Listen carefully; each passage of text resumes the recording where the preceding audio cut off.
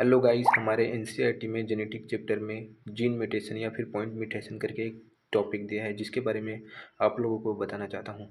Gene mutation क्या होता है? जीन म्यूटेशन दो टाइप से होता है, एक तो डिस्प्लेसमेंट वाला होता है और एक होता है फ्रेम शिफ्ट म्यूटेशन होता है। डिस्प्लेसमेंट म्यूटेशन तथा फ्रेम शिफ्ट म्यूटेशन को हम लोग पॉइंट म्यूटेशन भी कहते हैं। ठीक है, पॉइंट म्यूटेशन के अंदर आता है फ्रेम शिफ्ट म्यूटेशन या फिर डिस्प्लेसमेंट म्यूटेशन आता है। तो इसका अगर देखा जाए तो डिस्प्लेसमेंट म्यूटेशन में केवल एक ही न्यूक्लियोटाइड में चेंज आता है। ठीक है, और फ्रेम शिफ्ट म्यूटेशन में क्या होता है, अगर हम लोग कोई भी एक न्यूक्लियोटाइड को ऐड करें या फिर एक न्यूक्लियोटाइड को बाहर करें, जिससे पूरे, जैसे कि इस पॉइंट पे अगर हम लोग किसी न्यूक्लियोटाइड को लाते हैं तो इससे पहले वाला तो सेम रहेगा, बट इसकी जो आगे वाला होगा उसका पूरा फ्रेम ही, मतलब कि अमीनो एसिड कोड करने का पूरा बदल जाएगा। जो भी अमीनो एसिड बन रहा था वो पूरा दूसरा अमीनो एसिड बनने लगेगा, तो इसे हम लोग फ्रेम शिफ्ट म्यूटेशन कहते हैं। ठीक है, जैसे कि अगर डिस्प्लेसमेंट या रिप्लेसमेंट म्यूटेशन के बारे में देखें, एक आया तो दूसरा गया। ठीक है, सिंपल से याद रखना, एक आएगा तो दूसरा जाएगा। जैसे कि सिकल सेल एनीमिया में होता है, GAG जो कि ग्लूटामिक एसिड का कोड करता है। ठीक है, एक की जगह यहाँ पे U आ जाता है जो कि वेलिन को कोड करता है। इसमें क्या हुआ कि जैसे कि एडेनिन गया तो यूरेसिल आ गया, एक आया तो दूसरा गया, इस टाइप से ये होता है। इसे डिस्प्लेसमेंट या फिर रिप्लेसमेंट म्यूटेशन भी कहते हैं। ठीक है, इनमें एक कोडान में केवल यही अमाइनो एसिड इफेक्ट होगा और कोई दूसरा अमाइनो एसिड इफेक्ट नहीं होगा।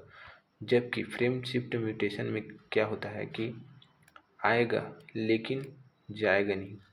कोई आया, जैसे कि A आया तो उसके जगह पे कोई दूसरा न्यूक्लियोटाइड नहीं जाएगा। और दूसरा हो जाएगा, अगर कोई जाएगा लेकिन कोई आएगा नहीं।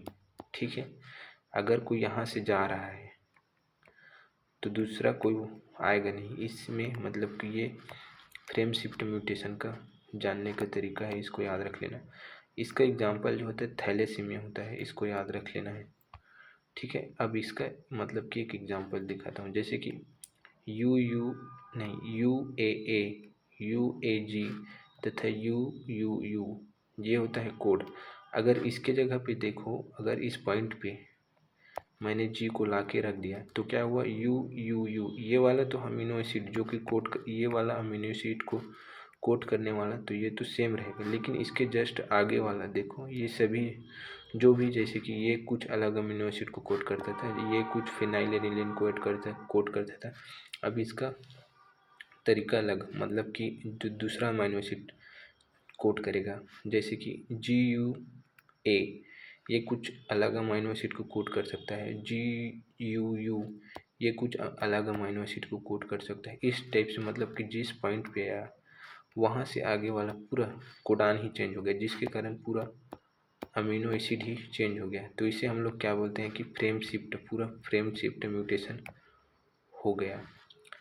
फ्रेम शिफ्ट म्यूटेशन कब देखने को मिलता है, एक